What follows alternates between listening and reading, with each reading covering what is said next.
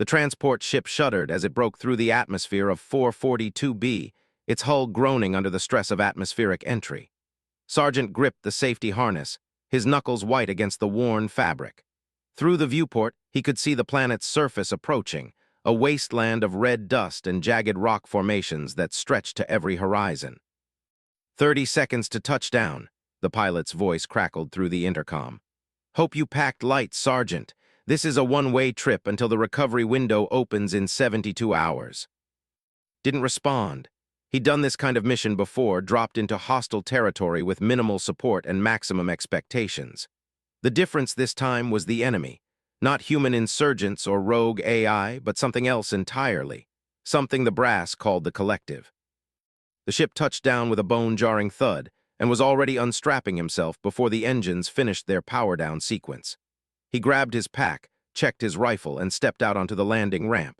The air hit him immediately, thin and cold, carrying the metallic taste of iron oxide. His suit's environmental systems kicked in, adjusting oxygen levels and temperature to keep him comfortable. The landscape was even more desolate up close. Nothing moved except the wind-blown dust. The settlement he was supposed to investigate lay 3 kilometers to the east, nestled in a canyon that provided some protection from the planet's harsh sandstorms. "Command, this is Ground Team Actual," spoke into his comm unit. "I'm on site, beginning approach to the settlement." Static answered him for a moment before a voice broke through. "Copy that, Ground Team. Be advised last contact with the colonists was 18 hours ago. Assume hostile presence." Began walking, his boots crunching against the rust-colored ground. The settlement, New Providence, had been humanity's first attempt at colonizing this sector. 200 families, scientists, engineers, farmers, all hopping to build something new. Then the showed up. The aliens had been expanding through this region of space for decades, absorbing worlds and civilizations into their collective. They didn't conquer through military might alone. They offered technology, peace, and prosperity in exchange for allegiance. Most species joined willingly. Those who refused faced economic isolation, then military pressure, then extinction. Humanity had refused. As approached the canyon rim, he dropped to a crouch and pulled out his scope. The settlement spread below him, a cluster of prefabricated buildings arranged around a central plaza. Solar panels glinted in the weak sunlight. Greenhouses stood at the perimeter, their transparent walls revealing rows of crops inside. Everything looked intact, undamaged, but no one moved in the streets. Studied the scene for 10 minutes, marking possible entry points and defensive positions. His training screamed at him that this was a trap, but orders were orders. The colonists needed help, and he was all they were sending. He made his way down the canyon wall, using natural cover to stay hidden. The descent took 20 minutes, and by the time he reached the canyon floor, his legs burned from the effort. He pressed against a boulder near the settlement's edge and scanned again. Still nothing. Keyed his comm. "Command, I'm at the perimeter. No signs of life, but no signs of struggle either. Moving in to investigate." He advanced building by building, clearing each structure with practiced efficiency. Empty, all of them. No bodies, no blood, no indication of violence. Just empty rooms with meals half-eaten and work left unfinished, as if everyone had simply vanished mid-activity. In the third building, a residential unit found something different. A lay on a kitchen table, its screen still active. He picked it up and read the last entry. Day 47 of First Contact. The ambassador continues to pressure Mayor Williams. They want us to join the collective, to abandon Earth's authority and accept their governance. The mayor keeps refusing, but people are scared. Their ships orbit overhead, a constant reminder of their power. Some families are talking about accepting the offer. The technology they're showing us, the medical advances, it's incredible, but something feels wrong. The way the ambassador looks at us, like we're not quite real to them. Like we're already theirs, and they're just waiting for us to realize it. Set down and moved toward the central plaza. That's where he found the first signs of the presence. A structure that hadn't been there in the settlement's original layout stood in the plaza's center. It was organic-looking, all curves and smooth surfaces, made from a material that seemed to shift colors in the light. Definitely alien technology. As approached the structure, a voice echoed across the plaza, not through speakers but directly in his mind. "Human, you are alone." Spun, rifle up, scanning for targets. Nothing moved. "Show yourself," he called out. A shimmer in the air, and then they appeared. 3 soldiers, their forms becoming visible as their camouflage technology deactivated. They stood at the plaza's far end and felt his breath catch. The aliens were tall, easily 7 feet, with elongated bodies covered in chitinous armor that seemed to be part of their biology. 4 arms, each ending in 3-fingered hands that could probably crush steel. Their heads were elongated, with multiple eyes arranged in a circular pattern. No mouth that could see, which explained the telepathic communication. The center stepped forward. Through the alien's telepathy, felt amusement radiating from it. "You came alone," the thought carried laughter mockery. "Your species sends a single soldier to face the collective. This is why humanity will fall. You do not understand power. You do not understand unity." Kept his rifle trained on the alien but didn't fire. "Where are the colonists?" "Safe. They are being integrated into the collective, learning what it means to be part of something greater than their limited individual existence. Soon, all humans will join us. Your governments will see reason, or your worlds will be claimed by force." "We don't give up our freedom," said. "Not for technology, not for safety, not for anything." This amusement intensified. Freedom, such a primitive concept. You cling to individuality when unity would make you stronger. You fight alone when together you could conquer galaxies. This is why you sent only 1 soldier, yes. Your species cannot cooperate, cannot trust, cannot build anything lasting. Smiled, though the aliens probably couldn't interpret the expression. "You think I'm alone?" "We scanned your ship. We monitored your approach. 1 human, barely armed, facing 3 warriors and the full might of a collective task force in orbit. Yes, human, you are alone. This is your species' weakness." "See, that's where you're wrong," said, his finger moving to his rifle's trigger. "I'm not the mission, I'm the bait." The stopped advancing, confusion replacing amusement in the telepathic signal. Continued, "You wanted to know how humans respond to threats? Here's your answer. We don't send armies to situations we don't understand. We send scouts. We gather intelligence. We learn everything about our enemy. And then when you think you've won, when you think we're beaten, that's when the real fight begins." "Elaborate telepathic readings required," one of the other communicated to its companions. "Human psychology remains contradictory." "Where is this backup you claim?" the lead demanded. "We detect no additional ships, no reinforcements, you bluff human." Tapped his wrist computer.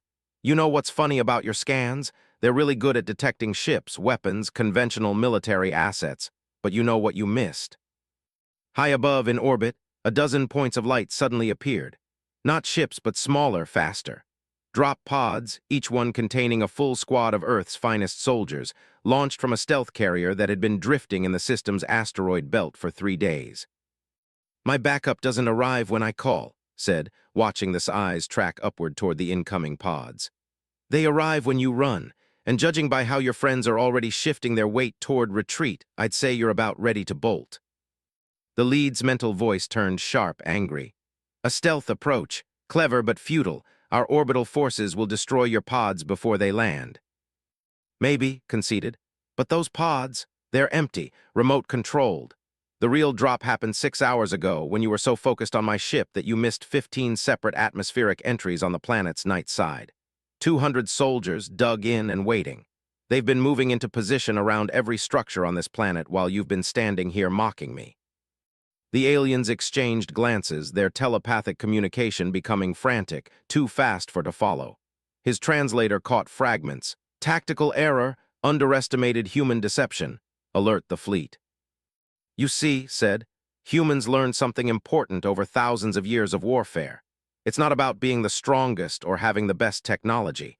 It's about being unpredictable, about making your enemy think they understand you, then showing them they never did." The lead's posture shifted, aggression replacing amusement. "Your colonists are still in our custody. If your soldiers attack, they will die." "Will they?" asked. "Because my people have been monitoring your integration facility for the past 5 hours. We know exactly where every colonist is being held. We know your guard rotations. We know which walls are reinforced and which ones we can breach in under 30 seconds. And most importantly, we know you need them alive. The collective doesn't kill unless it has to. You want subjects, not corpses. That limits your options considerably." For the first time, detected something new in this mental voice: uncertainty. "This is acceptable tactical analysis," the alien admitted. "But you remain outnumbered. Our fleet controls orbit. Our forces outnumber yours. Even with your deception, the outcome is predetermined. Shook his head. That's where you keep getting it wrong. You think this is about numbers. It's not. This is about commitment. You're here because the collective ordered you here. You follow commands because that's what the collective does. Unity, coordination, all that, but you don't have choice. You can't adapt, can't improvise. When something goes wrong, you wait for new orders. He gestured at the sky. My people, every one of them volunteered for this mission. They knew it might be one way. They came anyway because those colonists down here are their people. Not because some government ordered them, but because humans don't abandon each other. That's something your collective will never understand. The warrior was silent for a long moment. When it finally responded, the mockery was gone from its mental voice. You speak of unity while claiming individualism. This is contradictory. No, said, it's humanity. We choose to stand together. Choice makes all the difference. Suddenly, an explosion echoed from across the settlement. Then another. The eyes widened as their telepathic network filled with urgent messages. Breaches at facilities 7 through 12. Human forces overwhelming security. Colonists being extracted. Request immediate reinforcement. Smiled, there's a human saying. No plan survives first contact with the enemy. But here's the thing about humans. We're really good at making plans that account for that. While you were scanning for ships and armies, my people were infiltrating every position you hold. Right now, rescue teams are pulling our colonists out of your facilities. Combat teams are destroying your equipment. And specialist units are uploading viruses into every computer system you've set up on this planet. The lead took a step back. This is not possible. Our security protocols were designed to stop the kind of frontal assault the collective expects, interrupted. Not a distributed operation coordinated through encrypted quantum channels you didn't even know to look for. By the time you detect one team, 3 others have completed their objectives and moved on. More explosions lit up the settlement. They were frantically communicating now, their calm coordination dissolving into chaos. You wanted to test humanity, said, advancing slowly. Wanted to see if we'd roll over like the other species you've absorbed. Here's your answer. We fight. We adapt. We never, ever give up. And when you back us into a corner, we don't panic. We plan. We prepare. And then we show you exactly why humans have survived every threat evolution nature and the universe has thrown at us. The warrior's composure finally cracked. Retreat order issued. All units withdraw to orbital positions. This world is no longer viable for integration. That's right, said. Run, but know this, every time the collective tries to take a human world, we'll be ready. We'll fight smarter, harder, and more viciously than you can imagine. And eventually, you'll learn what every other threat to humanity has learned. We don't lose, we just find new ways to win. They shimmered and vanished, their camouflage reactivating as they fled toward their landing craft. Within minutes, alien ships were lifting off from positions all around the settlement, retreating to orbit. Keat is calm. All teams report status. Responses flooded in.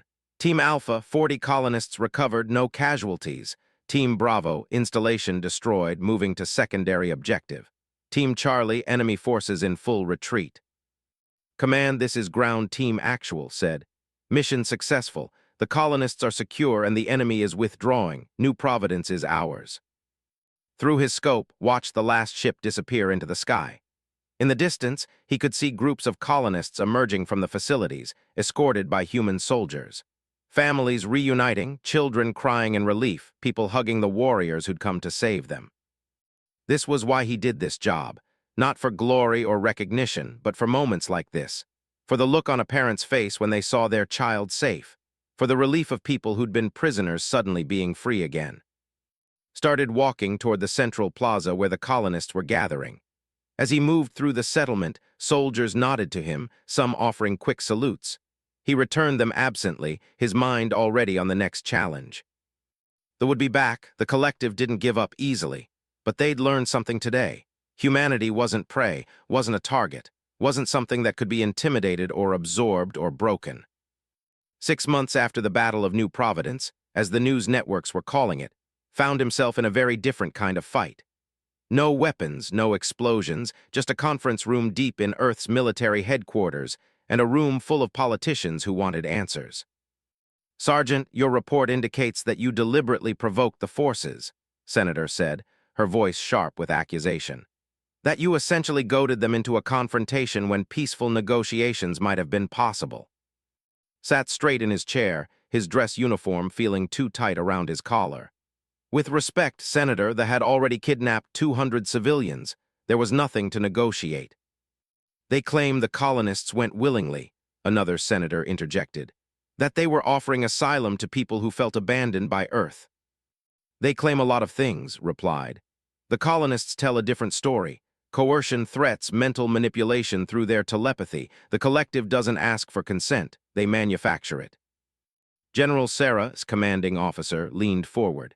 If I may, Senators, the tactical success of the New Providence operation speaks for itself. We recovered all hostages, suffered 0 casualties, and forced a collective withdrawal without escalating to orbital warfare.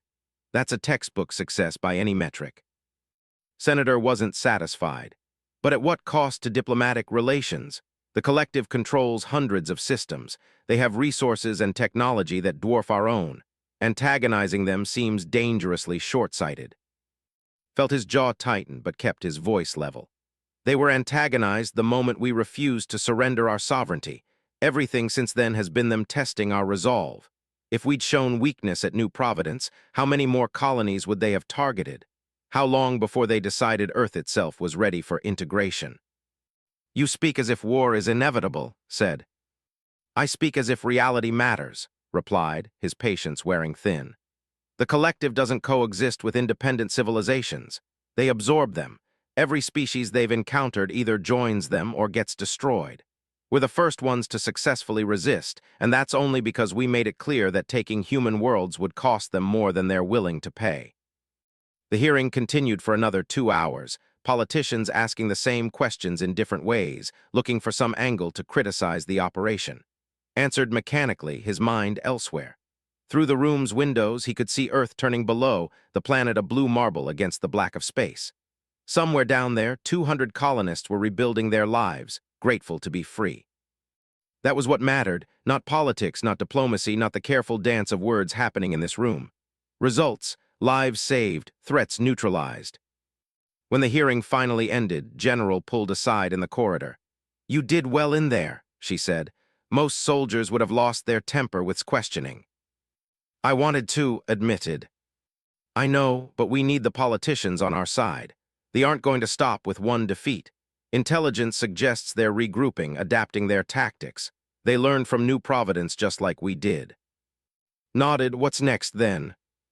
Handed him a data tablet. That's why I wanted to talk to you privately. We're putting together a new unit, specialized training for fighting the collective. Small team operations, unconventional warfare, the kind of tactics that worked so well at New Providence. I want you to lead it. Scrolled through the tablet's contents. Training facilities, recruitment parameters, mission profiles. It was comprehensive, well thought out. You're talking about a permanent deployment, not just one-off rescue missions. I'm talking about a war we're going to be fighting for years, maybe decades, said. The collective has been expanding for centuries. They're not going to stop because of one setback. But if we can train soldiers to fight the way you did, to think the way you did, we might have a chance at holding them off long enough for diplomacy to actually work.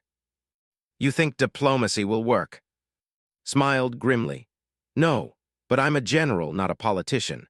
My job is to buy time for the diplomats to fail so we can try something else. Your job would be to make sure that when the collective comes for another human world, they remember what happened at New Providence and think twice. Looked at the tablet again, considering. Leading meant more responsibility, more lives depending on his decisions. But it also meant a chance to prepare humanity for what was coming. To build something that could last beyond one battle, one operation. I'll do it, he said. Good, report to training Complex Sigma tomorrow morning. Your first recruits are already waiting. The next morning, stood before 40 soldiers in a nondescript training facility in North America's wilderness. They came from different branches of the military, different countries, different backgrounds. But they all had one thing in common. They'd volunteered for the most dangerous assignment in the armed forces.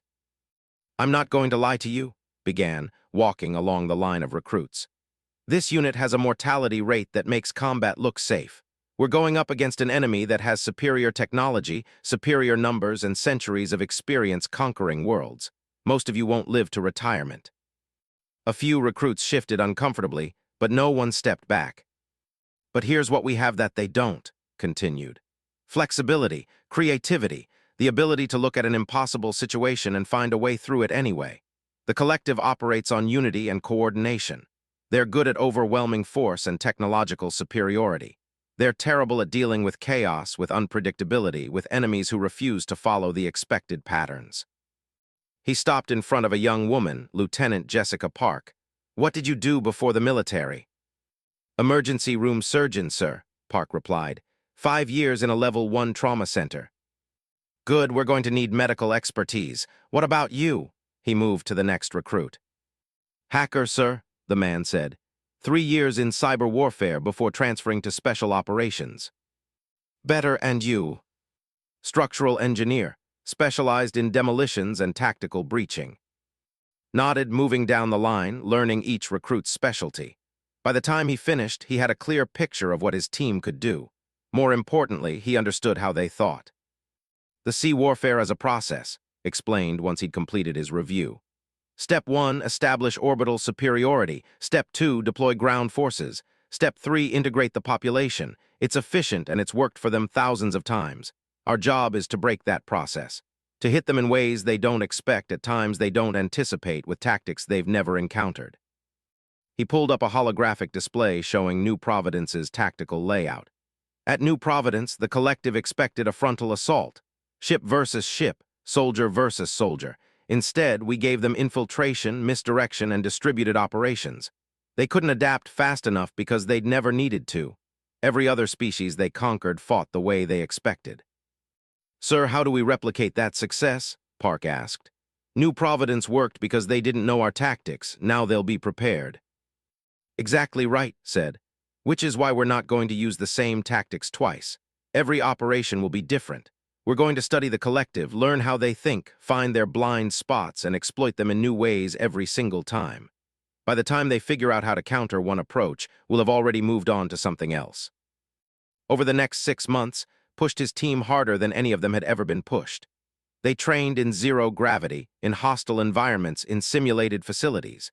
They learned to fight with minimal equipment, to improvise weapons from whatever materials were available, to coordinate complex operations using nothing but hand signals and prearranged codes.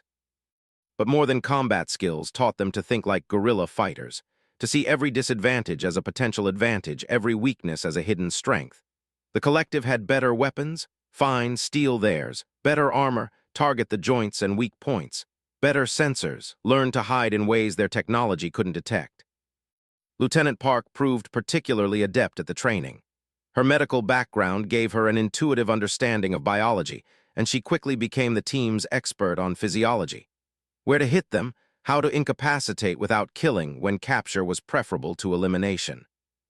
"The collective's telepathy is actually a weakness," Park explained during one training session.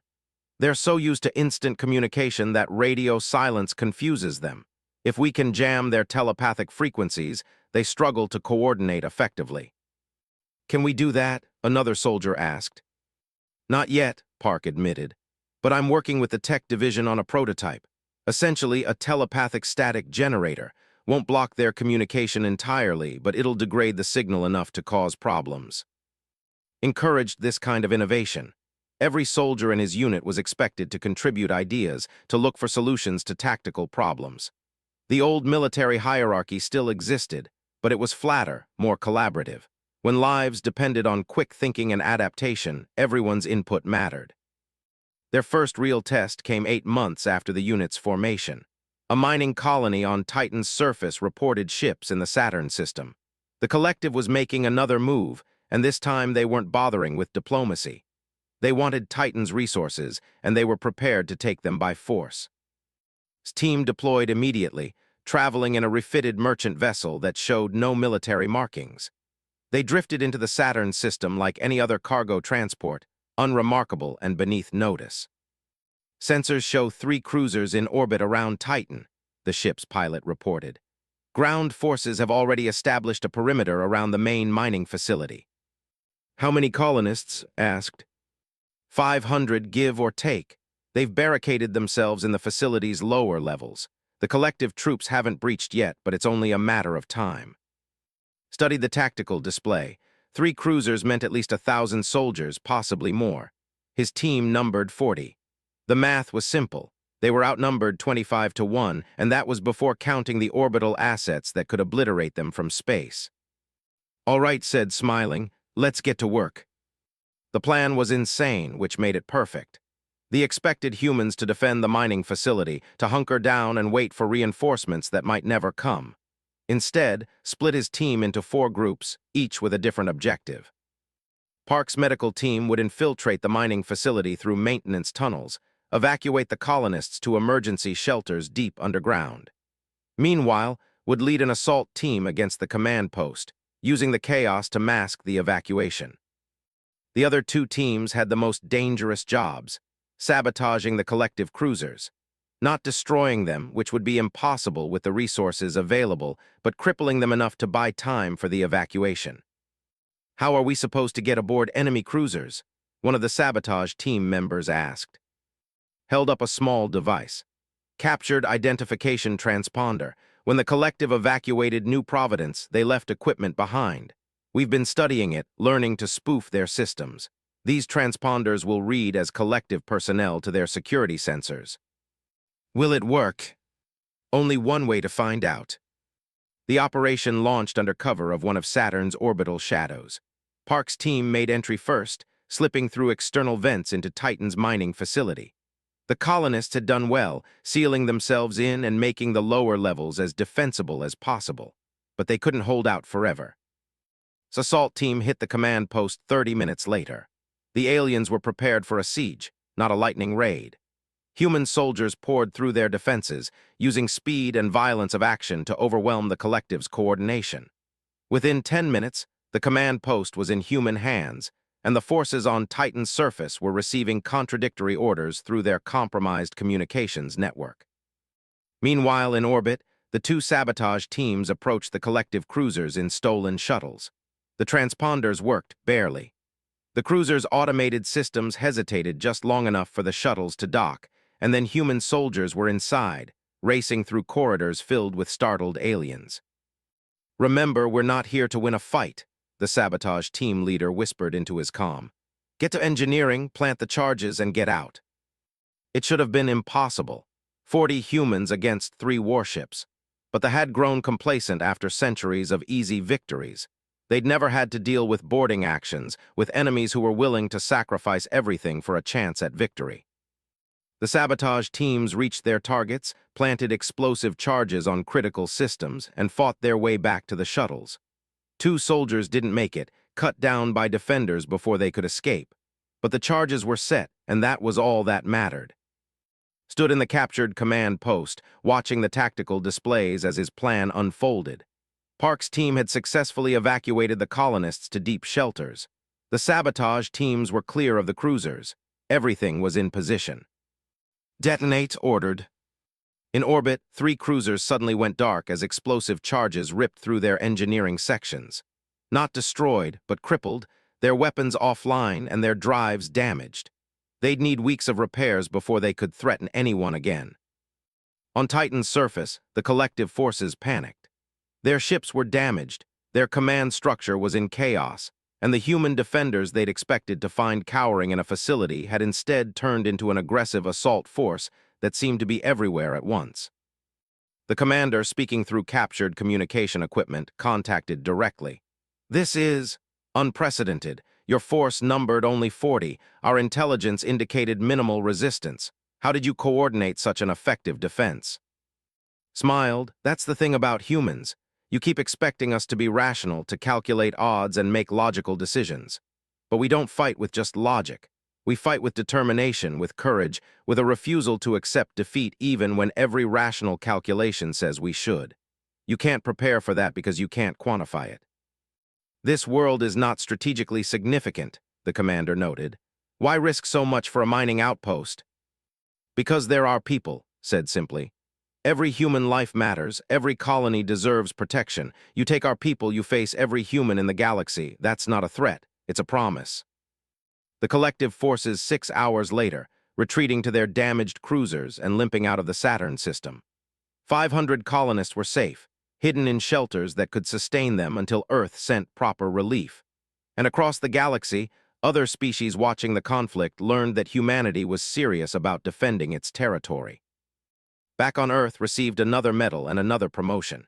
Neither mattered much to him. What mattered was the message they'd sent. Humans would fight after years into the conflict with the collective. Humanity had learned a harsh truth. Winning battles didn't mean winning the war. Stood in the Strategic Operations Center on the moon, staring at a star map that showed the reality of their situation. Red markers indicated controlled space. Blue showed human territory. The red overwhelmed the blue by a factor of 50 to 1. "They're adapting," General said, standing beside him. "Every tactic we use, they eventually counter. New Providence taught them about stealth insertions, so they upgraded their sensor networks. Titan showed them we could sabotage their ships, so they enhanced their internal security. We're running out of tricks." "Then we find new tricks," replied, but even he could hear the fatigue in his own voice. His Special Operations Unit had conducted 17 missions in the past 2 years. They'd saved thousands of colonists, destroyed dozens of installations, and proven repeatedly that humans could punch far above their weight class. But for every victory, the collective claimed 10 worlds elsewhere, absorbing species that didn't have humanity's stubborn refusal to submit. "Intelligence has identified a new threat," continued, highlighting a sector of space near the galactic core. "The collective is building something, a facility on a dead world called 7. We don't know what it is, but resources are flowing to it from 100 different systems. Ships, materials, technology from every species the collective has absorbed. Whatever they're building, it's important enough that they're dedicating massive resources to it."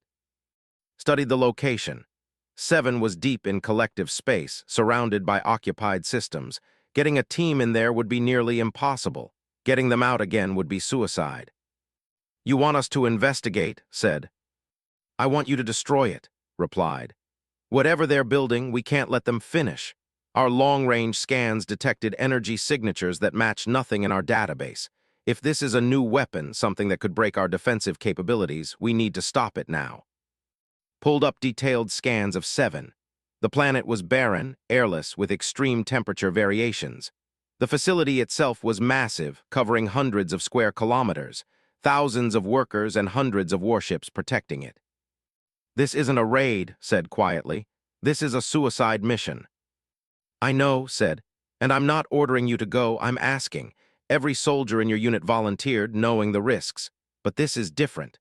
This is asking them to volunteer for something we're fairly certain they won't survive. I won't make that decision for you." Was silent for a long moment, studying the map. Somewhere in that facility, the collective was building something that scared Earth's intelligence services enough to consider a desperate strike. If he didn't go, thousands, maybe millions of humans could die when whatever it was became operational. "I'll talk to my team," finally said. 3 days later, gathered his soldiers in their briefing room. He'd worked with these people for 2 years now, seen them grow from raw recruits to hardened veterans, watched them succeed against impossible odds, survive situations that should have killed them, and bond into something more than just a military unit. "I'm not going to sugarcoat this," began, displaying the mission parameters. "Command wants us to infiltrate a collective facility in the heart of their territory. The installation is heavily defended, and our extraction options are limited at best. This is probably a one-way trip." He paused, letting that sink in. "I'm not ordering anyone to go. This is volunteer only. If you want out, no one will think less of you. You've all done more than anyone could ask. You've earned the right to walk away." The room was silent, looked at each soldier in turn. Park, who'd saved dozens of wounded colonists with her medical expertise.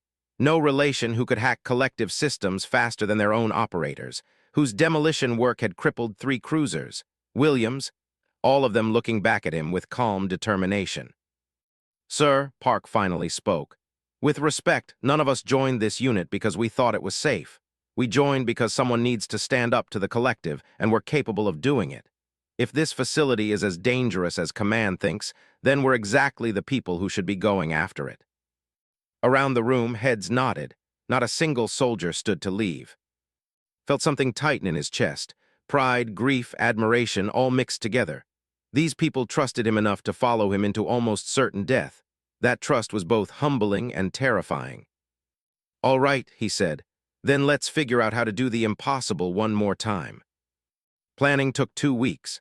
They studied every scan of 7, analyzed collective patrol patterns, and looked for any weakness they could exploit.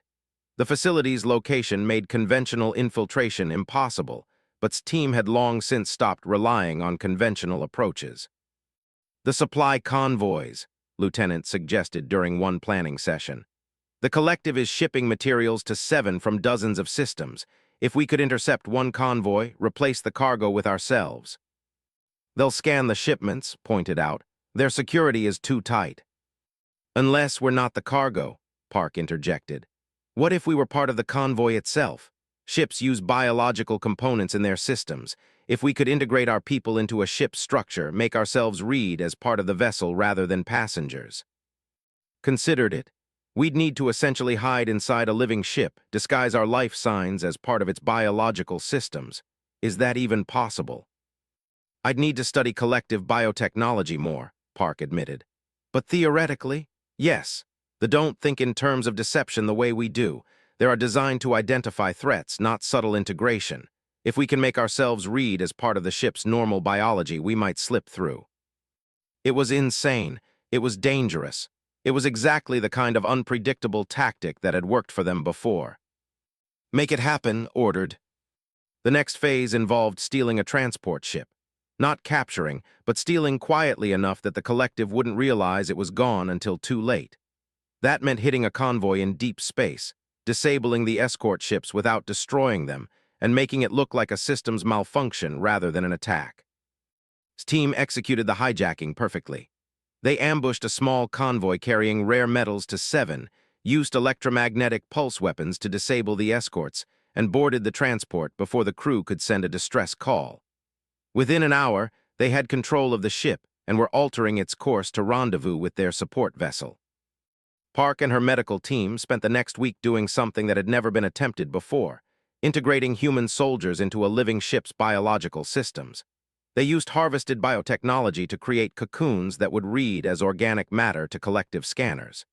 Each soldier would be sealed inside, their life signs masked, their bodies sustained by the ship's own systems. It's going to be uncomfortable, Park warned as she demonstrated the process. The cocoons will keep you alive, but you'll be in a semi-conscious state, like a very vivid dream. You won't be able to move or communicate until we extract you at the target. How long will we be under? Williams asked. 17 days. That's how long it'll take the convoy to reach 7, pass through their security checkpoints, and land at the facility. Climbed into his cocoon first, leading by example. The biomaterial was warm and viscous, enveloping him like thick honey. Park attached monitoring equipment, checked his vitals, and gave him a reassuring nod. "See you on the other side, sir," she said, and then activated the cocoon. Felt consciousness fading, reality becoming soft and distant. The next 17 days passed in a dreamlike state, his mind wandering through memories and half-formed thoughts while his body remained suspended in the cocoon's embrace. He dreamed of Earth, of the farmland where he'd grown up before joining the military. He dreamed of his first combat deployment, the nervousness and the determination. He dreamed of New Providence, of colonists hugging their rescuers, of ships fleeing into the sky. And he dreamed of his team, of the soldiers who'd trusted him enough to seal themselves in alien biotechnology on the slim chance they could make a difference.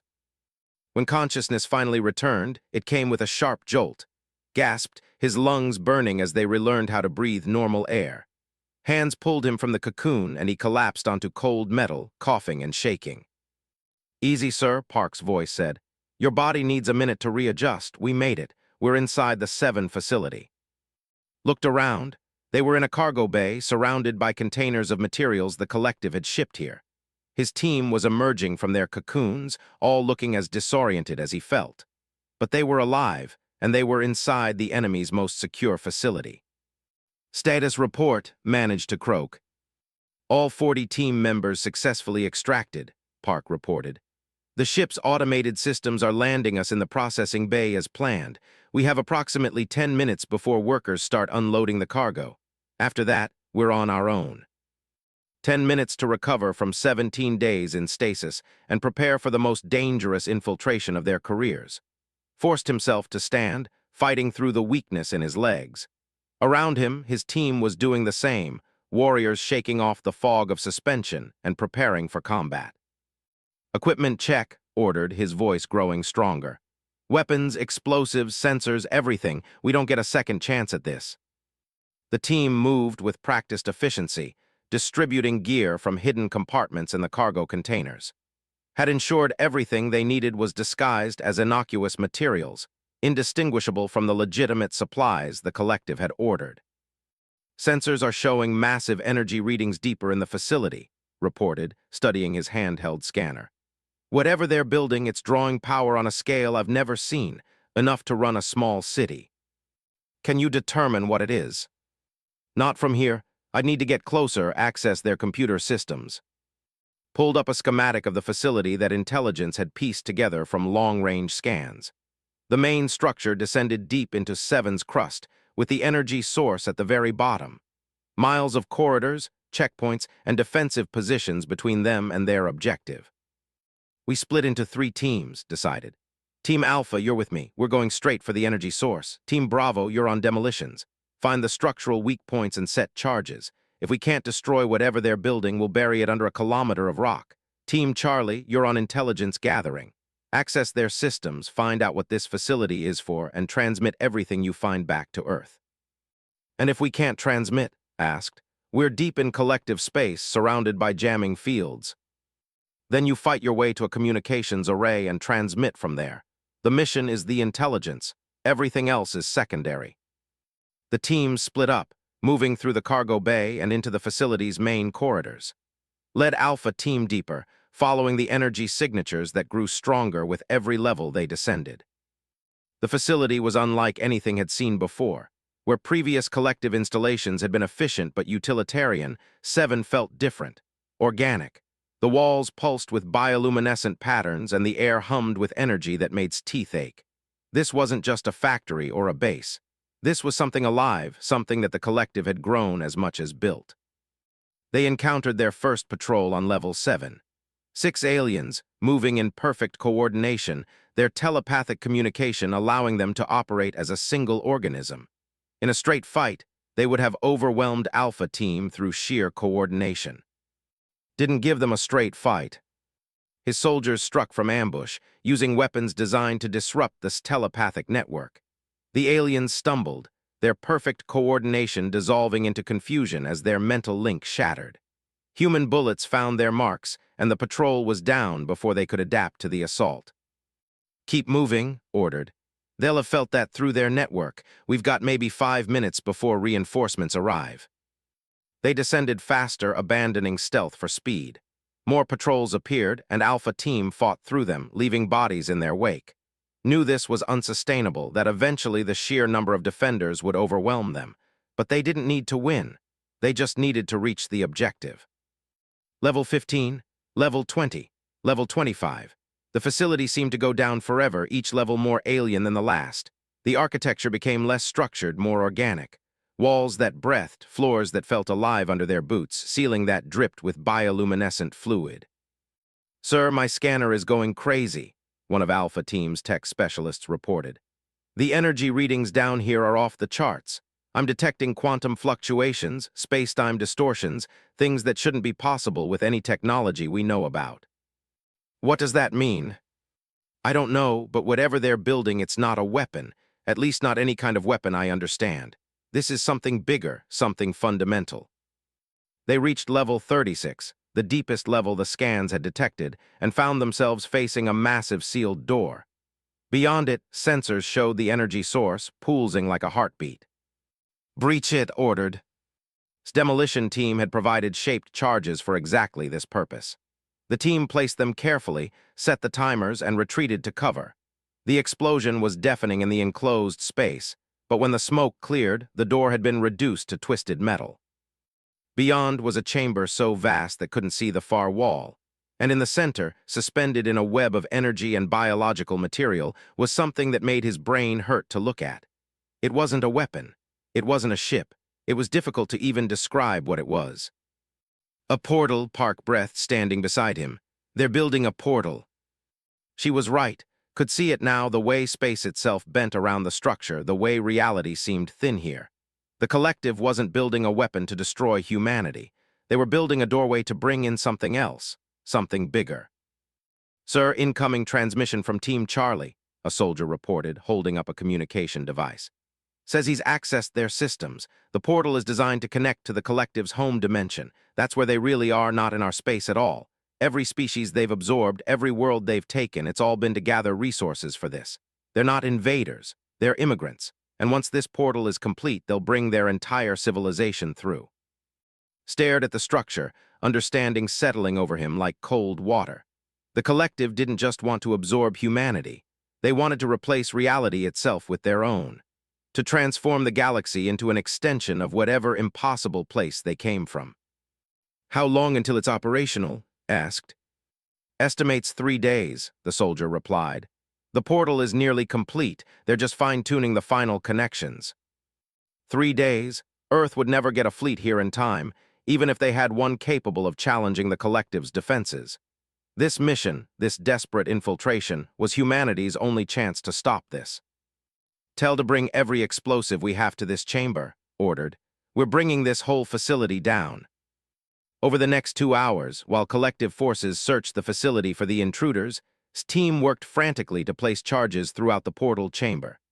They rigged the structure itself, the power conduits, the support columns, everything that might bring the massive construction crashing down. "We've got enough explosive to create a collapse that'll bury this chamber under a kilometer of rock," reported. "But sir, the blast zone will be enormous. We won't make it out." Had known this from the moment they entered the chamber. The facility was too deep, the corridors too long. Even if they started running now, they'd never reach the surface before the charges detonated. He keyed his comm to broadcast to all teams. "All units, this is ground team actual. Mission is complete. Charges are set on the primary objective. Begin extraction procedures immediately. That's an order." "Sir, what about you?" Park's voice came back. "Alpha team won't make it out in time." "We knew what we signed up for," replied. "Make sure the intel gets back to Earth. Make sure they know what the collective really is, what they're really trying to do. That knowledge is worth more than our lives." "Sir, we're not leaving you," Park insisted. "There has to be another way." "There isn't, and we're out of time," said. He could hear alarms blaring throughout the facility, could hear the thunder of approaching footsteps as hundreds of soldiers converged on their position. "You have your orders, Lieutenant. Follow them. That's how you honor what we're about to do." Silence on the comm for a long moment. Then quietly, "Yes, sir, good luck." Looked at his Alpha team, the soldiers who'd followed him into the deepest part of enemy territory. They looked back calmly, no fear in their eyes, just determination and something that might have been pride. "It's been an honor serving with you," said simply. "The honor was ours, sir," one of them replied. They burst into the chamber, dozens of them, then hundreds. They poured through the breach in the door, weapons raised, telepathic voices screaming alarm through the air. Raised his detonator. "You wanted to know why you can't defeat humanity?" he asked the advancing aliens. "It's because we understand something you never will. Some things are worth dying for. Some fights are worth fighting even when you know you'll lose. That's what makes us human. That's what makes us unconquerable." He pressed the button. The explosion that followed was visible from orbit, a flash of light that briefly Seven's parent star. The facility's structural collapse triggered seismic activity that rippled across the planet's surface.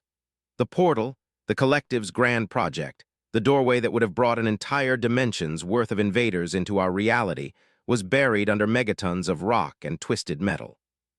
Lieutenant Jessica Park stood at attention in Earth's Hall of Heroes, staring at a wall of names etched in black granite. His name was there, along with 15 other soldiers from Alpha Team. Heroes, the plaque called them. Martyrs who'd given everything to save humanity from an existential threat. Park hated the plaque, not because it was wrong, but because it wasn't enough. Words on stone couldn't capture what had been, what he'd taught them, what he'd sacrificed. They were just names now, reduced to letters and dates, when they should have been living, breathing, continuing the fight. "Lieutenant Park," a voice interrupted her thoughts. General stood beside her, older now, more tired. The war with the collective had aged everyone in command. "Walk with me." They left the hall, moving through corridors filled with military personnel rushing to meetings, carrying reports. coordinating the defensive efforts that had consumed humanity for the past 3 years. The Seven mission had bought them time, but the collective wasn't finished. If anything, destroying their portal had made them more aggressive, more determined to crush human resistance before it could spread to other species. "I'm promoting you to captain," said without preamble, "and giving you command of what's left of Special Operations Unit. 24 soldiers remain from the original 40. They need a leader, and you're the one they trust." Park stopped walking. "Ma'am, with respect, I'm a medical officer, was a combat leader. I don't have his experience, his tactical instincts." "You have something more important," replied. "You have his philosophy. You understand that this war isn't just about tactics and weapons. It's about showing the collective that humans won't break, won't surrender, won't become what they want us to be. Knew that. And judging by the after-action reports from every mission you've been on, so do you." Park wanted to argue, but his expression made it clear this wasn't a request. "What's the mission?" "The collective is trying a new approach," explained, pulling up a holographic display. "They've identified 12 human colonies on the frontier, small settlements that aren't heavily defended. Instead of military assault, they're offering deals. Technology, resources, protection, all in exchange for joining the collective voluntarily." "And some colonies are considering it," Park said, understanding immediately. 3 have already agreed," confirmed. "The colonists are scared, tired of being targets. The collective is offering them safety, and they're desperate enough to believe it. If this continues, we could lose a dozen worlds without firing a shot." "You want us to stop the collective's diplomats?" "I want you to remind our people why they should stay human," said. "Show them that Earth hasn't abandoned them, that we're still fighting, that surrender isn't the only option. Would have called it a hearts and minds mission. I'm calling it our last chance to hold the frontier." Park accepted the assignment, though she felt inadequate compared to. He'd been a natural leader, someone people followed instinctively. She was just a doctor who'd learned to fight because the war demanded it. But when she briefed her team, she saw something in their eyes that gave her hope. They weren't just following orders anymore. They were carrying on a mission they believed in, continuing work that had started. His sacrifice had meant something to them, had changed them in fundamental ways. "We're not going to these colonies as soldiers," Park explained. "We're going as representatives of what humanity can be. The collective promises unity and peace through surrender. We need to show our people that there's another way, that we can stay free and still survive." "How do we do that, ma'am?" asked. He'd been promoted to lieutenant after 7, one of the few survivors from the demolitions team. "The collective has technology we can't match, resources we can't compete with. What do we offer that's better than what they're promising?" "Choice," Park said simply. "The collective's offer comes with a price tag. You join them, you stop being yourself. Your thoughts, your decisions, your identity, all of it gets absorbed into their unity. We offer something they can't, the right to remain individual, to make your own choices, to live free even if it means living harder." She pulled up intelligence reports on the 12 target colonies. Each settlement is different. Different needs, different fears, different reasons they might consider the collective's offer. We split into teams, visit each colony, and address their specific concerns. Show them that Earth is still fighting for them, still investing in their protection and prosperity. Over the next month, Park's teams deployed across the frontier. She visited New Hebrides personally, a colony of 3,000 people who'd been surviving on minimal supplies for 2 years. The collective had offered them fusion generators, medical technology, and agricultural equipment that would transform their settlement from a struggling outpost into a thriving community. Park arrived with a convoy of Earth military transports carrying supplies, equipment, and personnel. Not as much as the collective offered, but tangible proof that Earth remembered its frontier colonies. "You're too late," the colony's governor, a weathered woman named Sarah, no relation to, told Park. "The collective's ambassador arrives in 3 days. We've already prepared to accept their offer." "Why?" Park asked, looking around the settlement. It was poor, certainly, struggling to survive on a hostile world. But it was human. The people here had built something with their own hands, created a community through their own efforts. "Because we're dying," Governor replied bluntly. "Our medical supplies are exhausted, our crops are failing, our children are malnourished. Earth sends sympathy and promises, but the collective sends solutions. What would you have us do? Watch our children starve to preserve some abstract ideal of independence?" Park couldn't argue with that. The governor was right.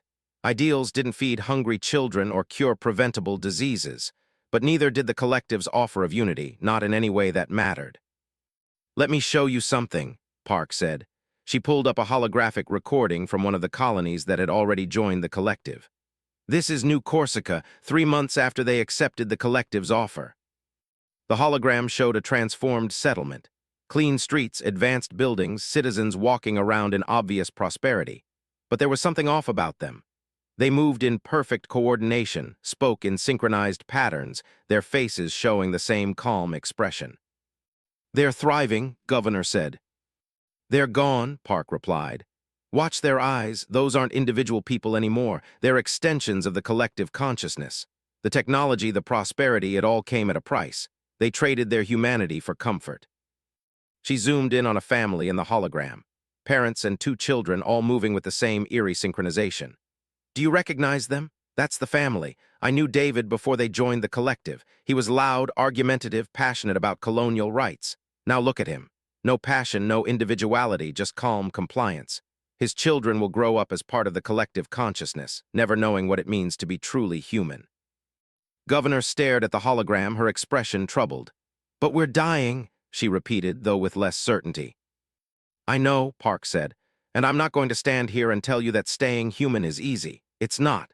It's harder than joining the collective, harder than surrendering your identity for guaranteed survival.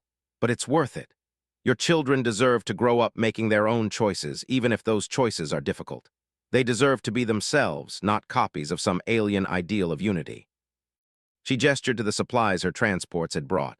"I can't promise you collective technology or instant prosperity, but I can promise you this: Earth hasn't forgotten you. We're fighting to protect every human colony, to preserve every human life. The supplies we brought will help. The medical personnel will treat your sick.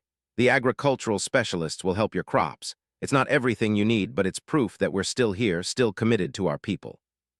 "And when those supplies run out," the governor asked, "when the next crisis hits, will Earth be there then?"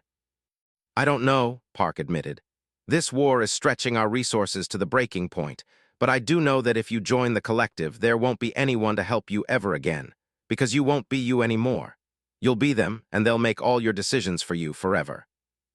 Governor was silent for a long time, studying the hologram of New Corsica's transformed citizens. Finally, she sighed. "I'll postpone the meeting with the collective ambassador. Give your people time to distribute the supplies to show us what Earth's support actually means. But Park, understand this. If it's not enough, if we're still dying in 3 months, I will accept the collective's offer. I won't watch my people suffer for ideals when survival is available."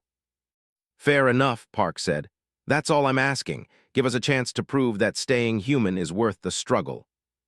Over the next 3 months, Park's teams worked across the frontier, visiting each threatened colony, delivering supplies, and making the case for continued independence. It was exhausting work, more political than military, but Park found it strangely fulfilling. This was what it fought for, not just tactical victories, but the preservation of human identity itself. Some colonies chose to join the collective despite Earth's efforts. Park couldn't blame them. The war was hard, and survival was a powerful motivator. But more colonies chose to remain independent, to struggle and fight and preserve their humanity even when the easier path was available. "You're doing good work," told Park during one of their regular briefings. "Intelligence suggests the collective is frustrated by your interference. They expected easy conversions, and you're making them work for every colony." "It's not enough, though, is it?" Park said. "We're barely holding the line. The collective controls hundreds of systems. We control dozens.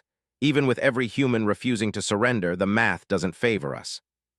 "No, it doesn't," agreed. "But something interesting is happening. Other species are watching humanity's resistance.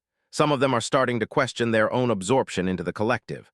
We're receiving communications from resistance movements in half a dozen occupied systems, species that want to reclaim their independence." Park felt a flicker of hope. "They want to rebel." "They want to learn how," replied. "How humans have resisted for so long, how we've survived against superior numbers and technology. You're going to teach them."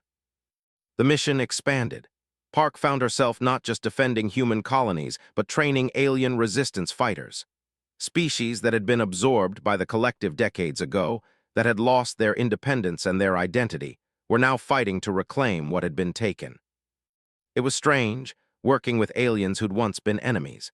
The species that had fought humanity briefly before being absorbed by the collective. The aquatic beings whose water worlds had been transformed into collective resource extraction sites. The silicon-based who thought in ways so alien that communication required sophisticated translation software.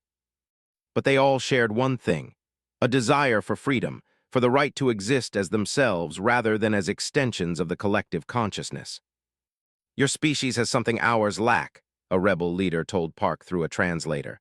"Stubbornness, refusal to accept the inevitable. The collective told us resistance was futile and we believed them.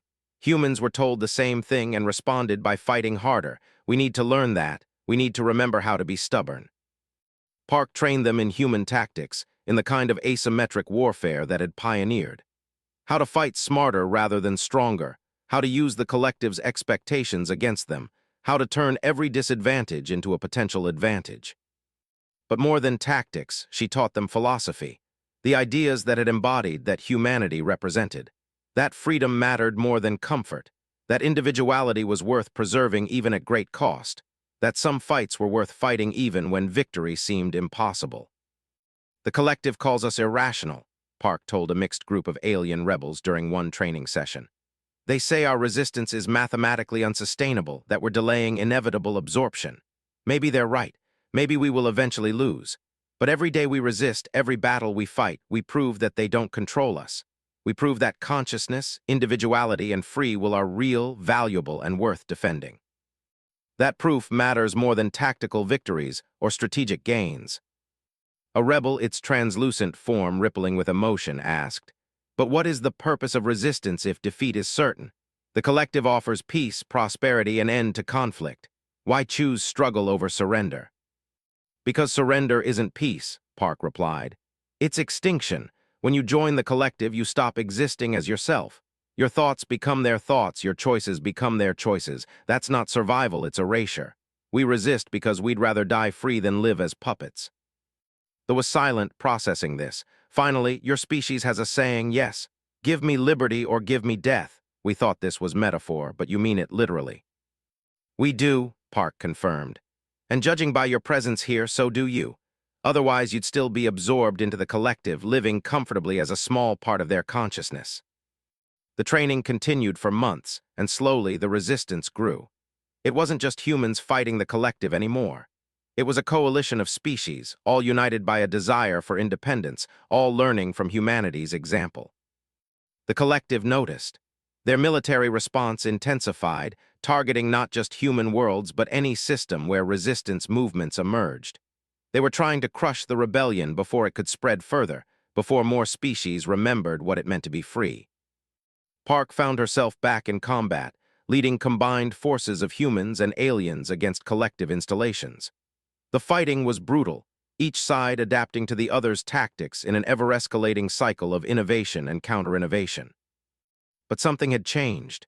The collective was no longer fighting a single stubborn species. They were fighting an idea, a philosophy that spread like wildfire through their absorbed populations.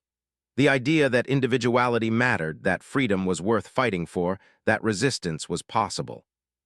During one battle on a frontier world, Park's forces were pinned down by collective troops.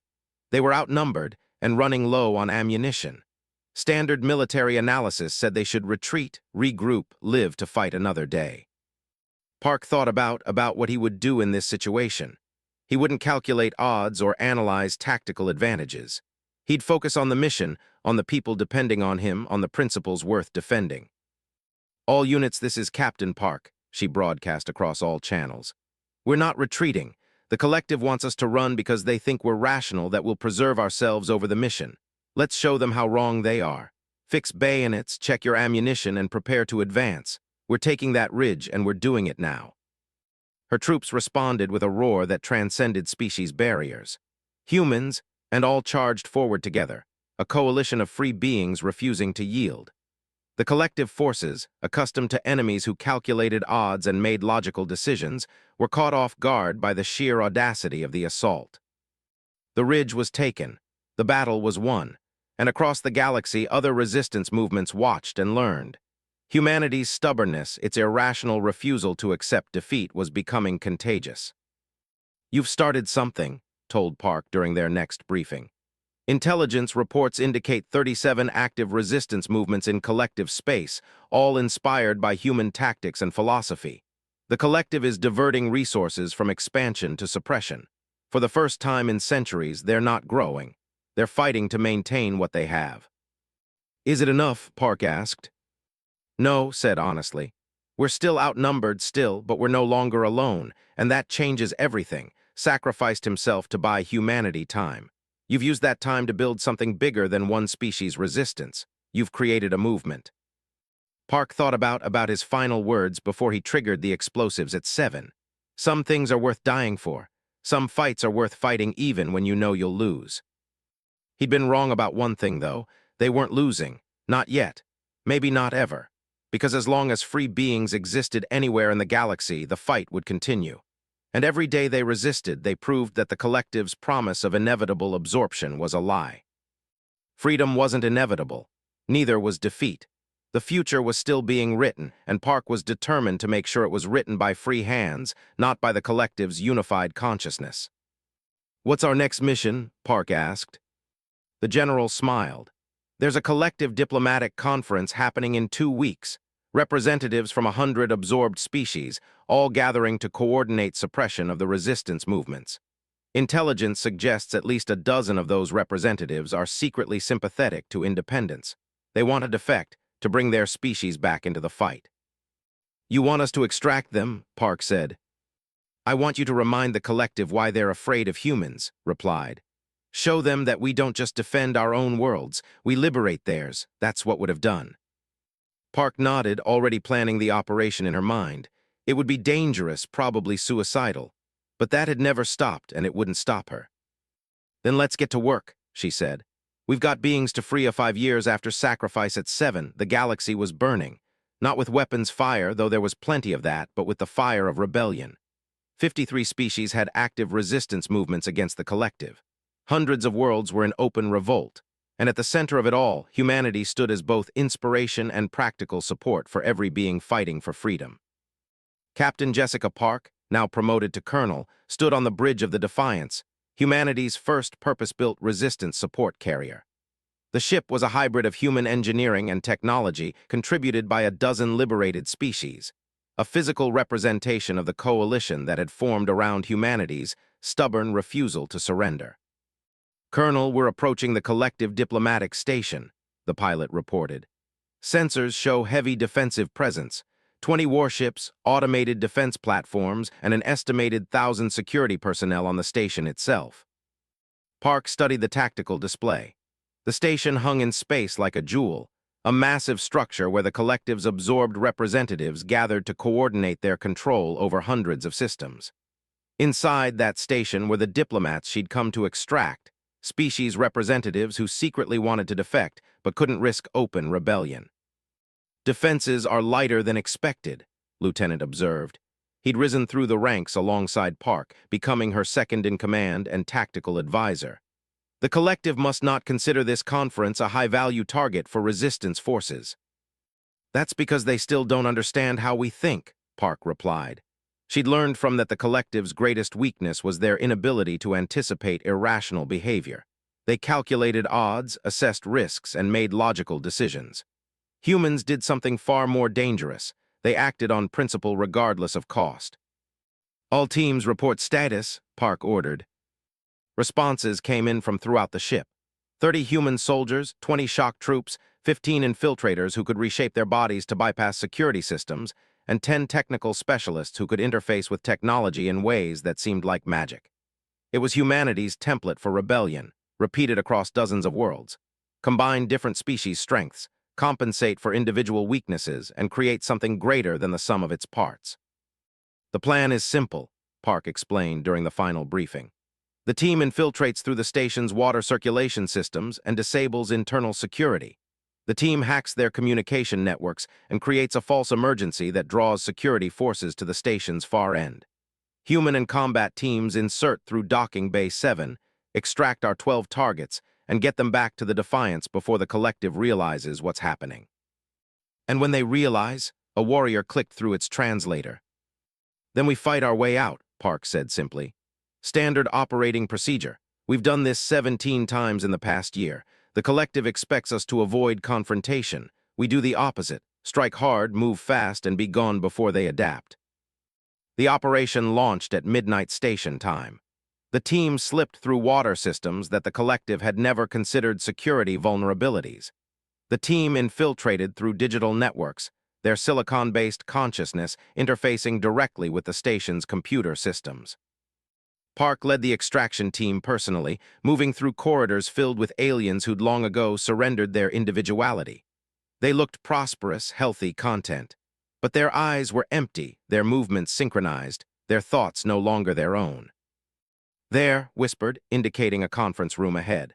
Inside, 12 diplomats from 12 different species sat around a table, discussing resistance suppression strategies. To any observer, they looked like loyal collective members, but intelligence said otherwise. These were secret resistors, beings who'd maintained enough individuality to remember what freedom meant. Park activated a device they had designed, a telepathic jammer that disrupted the collective's mental network in a localized area. The diplomats suddenly jerked, their synchronized movements becoming individual again. Confusion crossed their faces, then recognition as they realized what was happening. "We're here to extract you," Park said, stepping into the room. "You have 30 seconds to decide. Come with us and fight for your species' freedom or stay here and remain part of the collective forever. Choose now." "This is madness," one of the diplomats, a crystalline being from a species called said. "The security response will be overwhelming. You'll never escape." "Probably not," Park agreed. "But you'll be free when you die, and that's worth more than a lifetime of comfortable slavery. Taught us that. Now I'm passing the lesson on." 8 of the 12 diplomats stood immediately. The other 4 hesitated, fear and desire for freedom warring in their expressions. "Your people are depending on you," Park said to the hesitant ones. "Every being in your species who remembers what independence means is waiting for someone to lead them. Are you going to be that leader, or are you going to stay comfortable while your people suffer under collective control?" 3 more stood. The last diplomat, a mammalian creature with thick fur and sad eyes, shook its head. "I'm sorry, I'm not brave enough, not like you humans. You're all crazy, fighting wars you can't win, sacrificing yourselves for abstract principles. I can't do that." "Then stay," Park said without judgment. "But know this, your species will be free eventually, and when they are, they'll remember who fought and who surrendered. Choose which memory you want to leave behind." She turned and led the 11 who'd chosen freedom out of the conference room. Alarms were already blaring, the collective having detected the telepathic jamming. Security forces converged on their position from all directions. The fighting was brutal. Collective security used weapons designed to incapacitate rather than kill, hoping to recapture the defectors alive. Park's team had no such restrictions. They fought with everything they had, human weapons and ferocity and desperation born from the knowledge that failure meant worse than death. They lost 5 soldiers getting back to the docking bay.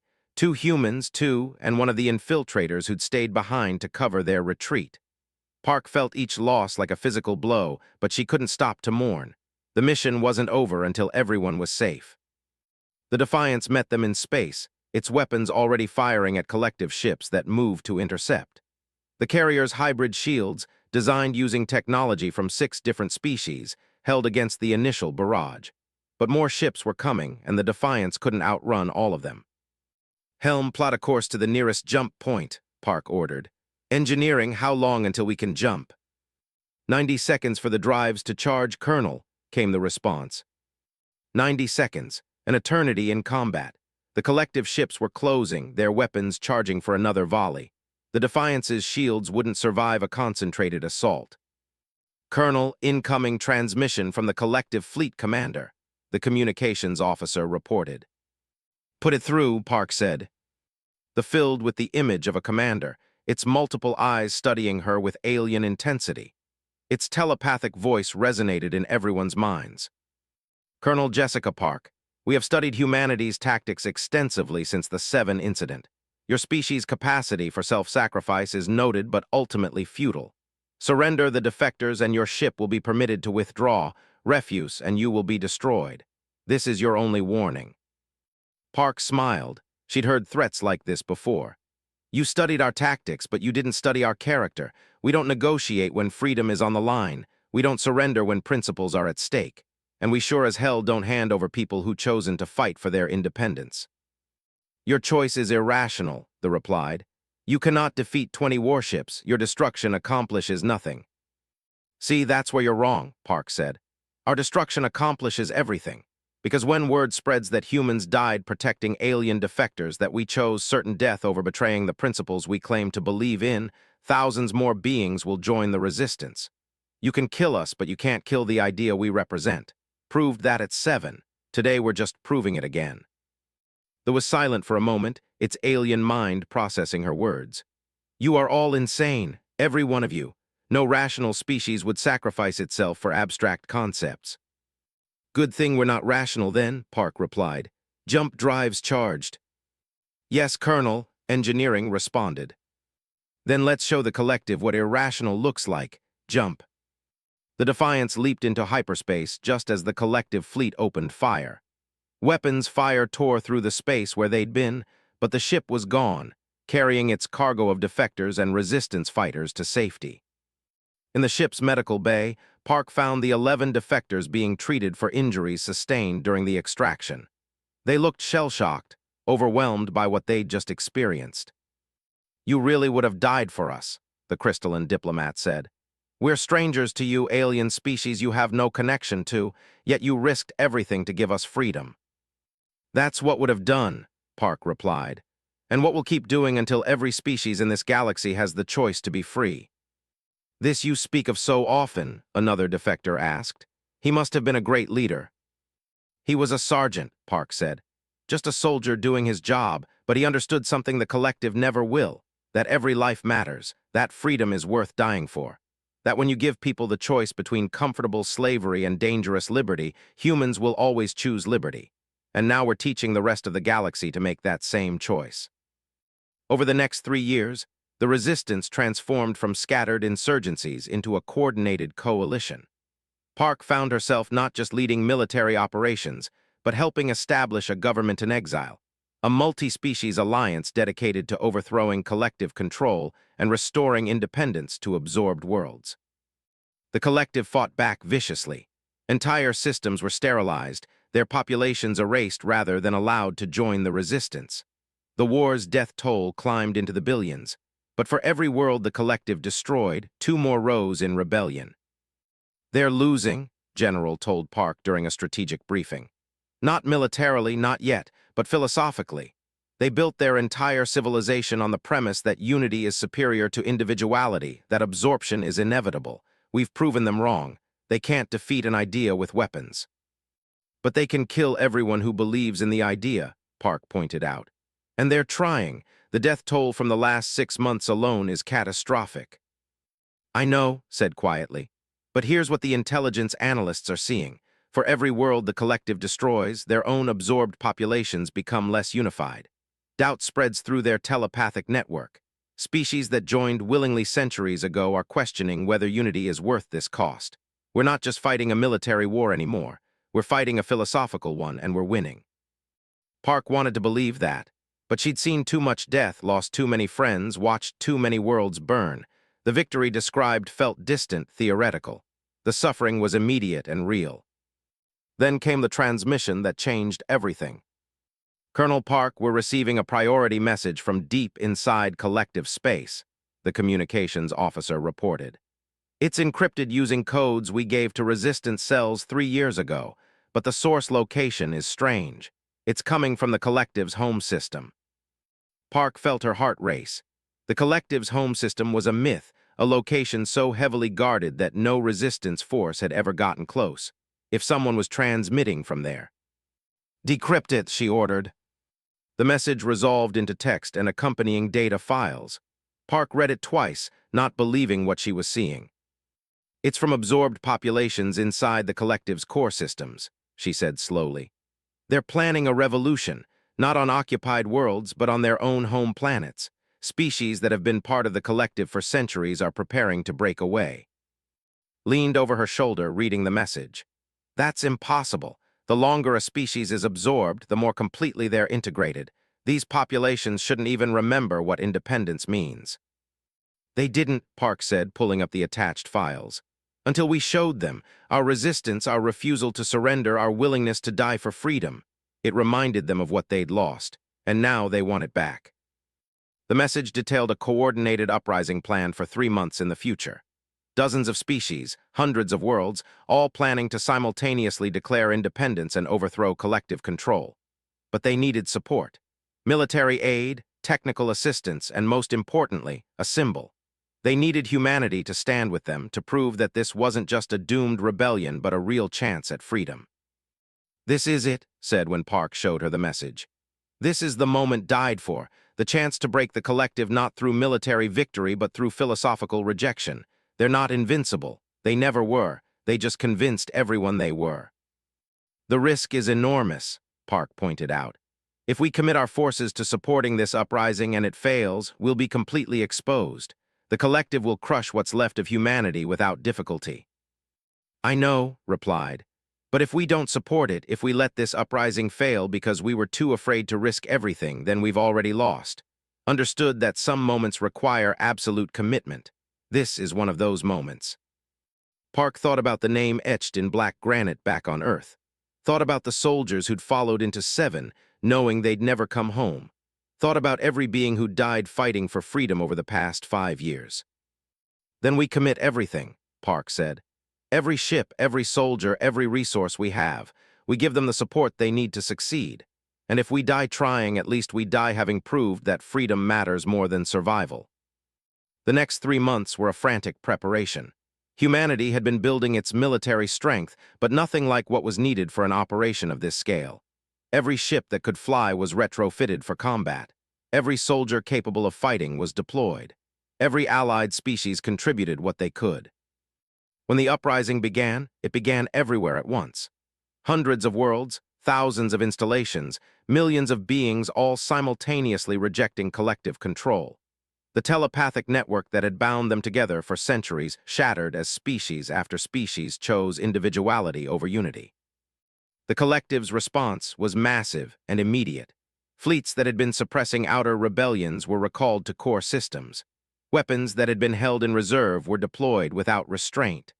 The collective fought with the desperation of an empire realizing it was truly vulnerable for the first time in its existence.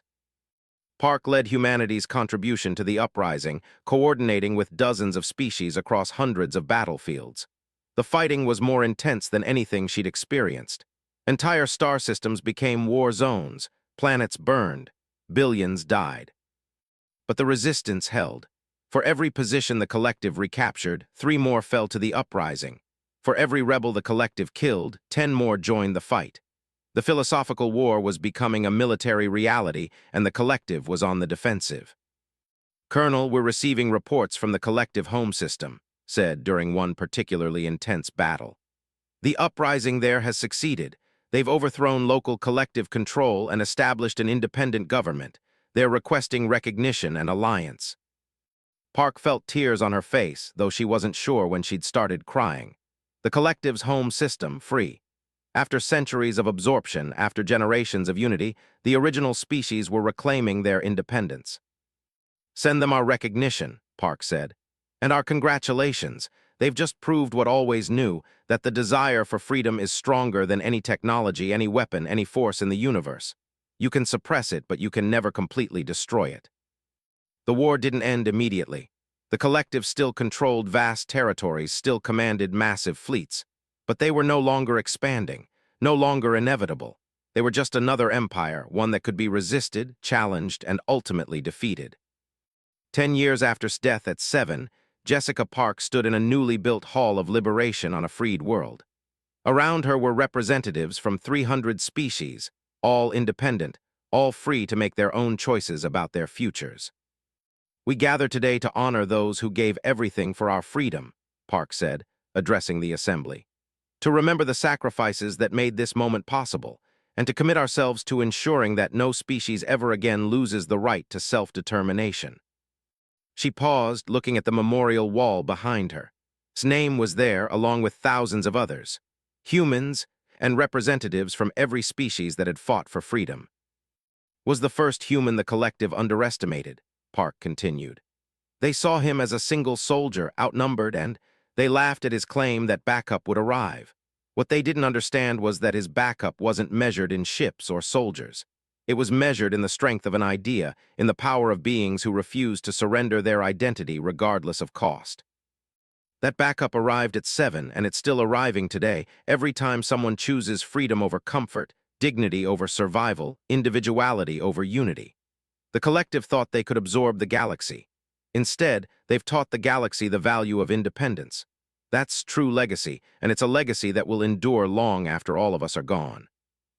The assembly rose in respect, beings from hundreds of worlds standing together to honor the sacrifice of those who'd fought for freedom. It wasn't unity in the collective sense. It was something better, a coalition of independent minds choosing to cooperate, choosing to stand together while remaining themselves. After the ceremony, Park visited's memorial alone. She placed her hand against the cold stone, feeling the letters of his name etched deep. "We won," she said quietly. "Not just the battles, but the war. The galaxy is free, or at least freer than it's been in centuries. Species are reclaiming their independence. The collective is collapsing. Everything you fought for, everything you died for, it wasn't in vain." She paused, remembering the confident sergeant who'd faced down warriors with nothing but determination and a plan.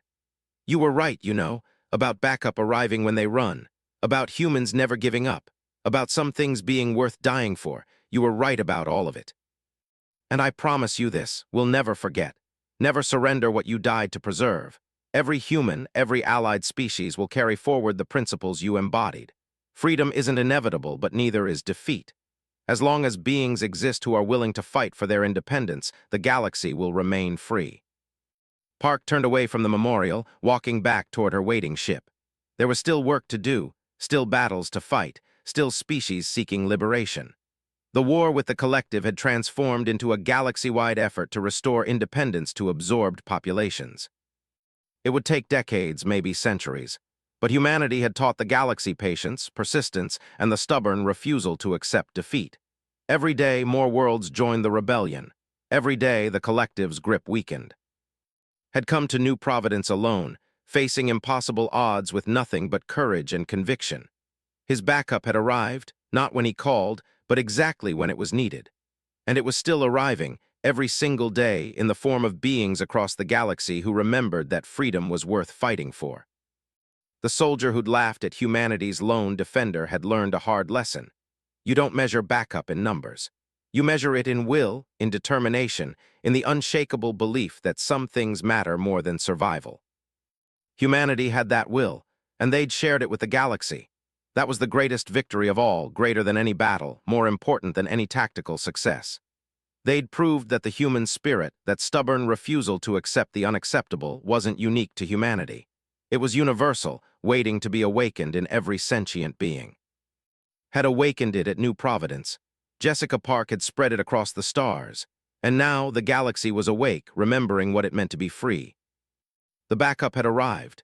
And it would never stop arriving, not as long as freedom mattered to anyone, anywhere in the infinite expanse of space and a collective to frustrate. Just another day in humanity's ongoing refusal to accept the inevitable. And in the deepest chamber, surrounded by the ruins of the collective's greatest achievement, Sargent and his Alpha team passed into history, their sacrifice buying humanity time to prepare for the war to come or every world, every colony, every life. The collective could have superior technology and greater numbers, but humans had something more valuable. They had each other. Humanity was a force of nature, and nature didn't negotiate.